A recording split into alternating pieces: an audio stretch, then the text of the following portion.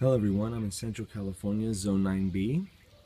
Here's another quick video on people that are afraid to prune big cuts. This is a Fuyu Persimmon that got ravaged by a pack of raccoons. A neighbor told me it was about 5 or 6 raccoons that took out about 100 fruit. I think it was October, so about 3 months ago, 2-3 months ago. It really ticked me off because it's my first fruit tree I ever planted, because it's my favorite one. Fuyu Persimmon, the apple persimmon, the sweet one, non-astringent. Well, anyways, so this quick video on people are afraid to make big cuts when they prune. There's a big limb right here growing out. Of course, you could tell which way it was growing out, but I just didn't like how it was low, and I wanted it off the ground so raccoons can't jump up. So when these branches get full of fruit, they tend to hang. Well, if that got full of fruit and hung, it would be touching the ground. Easy access for raccoons, because raccoons can't climb this little stick up, this little tree. A bigger tree where they can grab, they can climb, but not this one.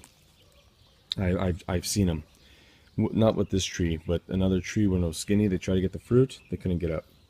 Doesn't mean they can't, but they rather go to something else. Hopefully somebody else's backyard. But anyways, so this is a big cut I made, and this is to show you that another big cut I did, it was by accident. I was pruning back a cut, like, let's say like this, you know, somewhere here. I'm pruning it back, and it must have been weak off the main trunk of the tree, and it broke, and it broke out to like here. So then oh, excuse me, what am I saying? It broke completely to the trunk. It ripped it apart. Like, if you looked sideways, half the tree was gone at this point. And it was right here. You see, now it's nice and full.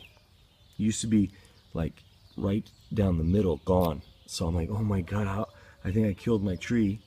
I just let it go. I put honey on it, on that cut, on that break actually. But look how bad of a break that was to the hardwood.